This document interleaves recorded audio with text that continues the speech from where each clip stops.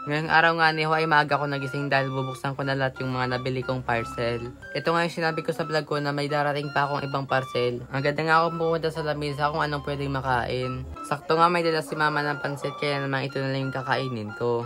Nung matapos na nga ako kumain ay agad na ako dumiretso sa mahigaan para lumigpit na. Ako nga ngayon magliligpit dahil ako yung nahuli. Dahil kung sino nga yung huling bumangon ay siya na lang yung magliligpit ng higaan. Habang nagliligpit nga ako ng higaan ay sakto naman dumating na yung parcel ko. Sa 4 pesos mo nga ay may 4 yan na item. Matagal ko na nga rin pala itong hinihintay na parcel dahil hindi sila sabay-sabay dumadating. Sa kabuuan nga na lahat ng mga order ko ay 11 piraso na. Palagi nga nagtatanong si mama kung bakit palagi ako may dumadating na parcel. Na-order ko nga itong mga item dahil may bago akong account na nakakahabol ako sa piso deal. Nung unang order ko nga sa Shopee ay kala ko hindi totoo pero totoo pala. Kaya naman nung nalaman kong totoo pala ay palagi na ako nag-order. Ito na nga lahat yung mga na-order ko at wala nang dadating sa akin. Ito nga mga nabibili natin sa Shopee na parang pa-free sample lang ito sa atin ng mga seller.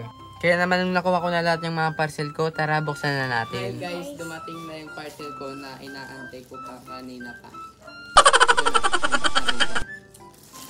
Guys, ito yung una nating bubuksan. Yung kay mama. Yung padding. Hindi. Ay, yung bag. Yung bag. Ang ganda guys.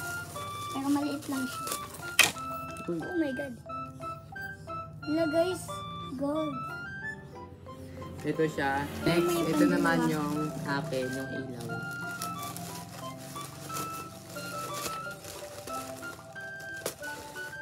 Yung ilaw guys.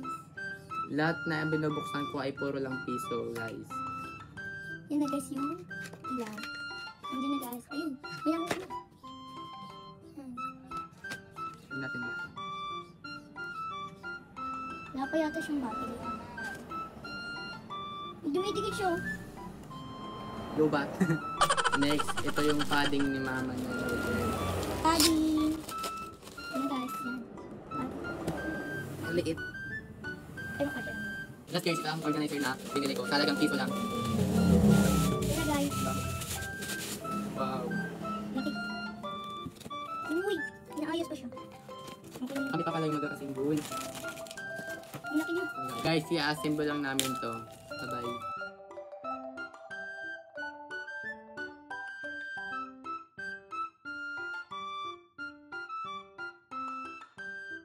Guys, di namin mabuo. Oh my God. I-update na lang namin kayo pag nabuo na namin.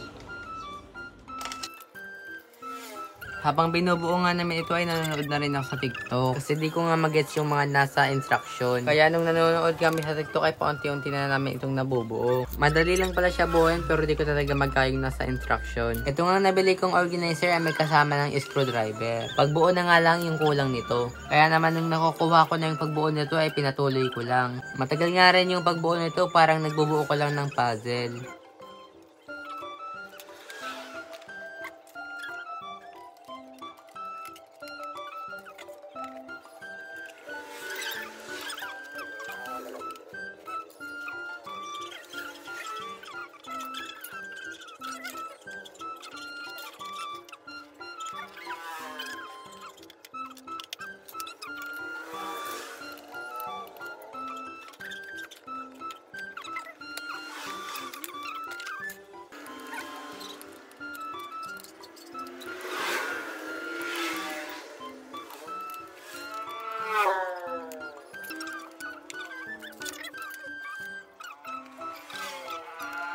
Hi guys, nabuo na namin tong organizer na nabili namin ng piso lang yun. Ito. Sa cellphone yata to guys. Cellphone yata ini-stand lang pag ganyan. Pag ganyan. Yung na-order nating piso, pera lang sa mga kulay. 4 yung na-order natin ay isang organizer at isang padding at ilaw at saka bag ni mama. Wala, nahulog. Yun lang, bye-bye!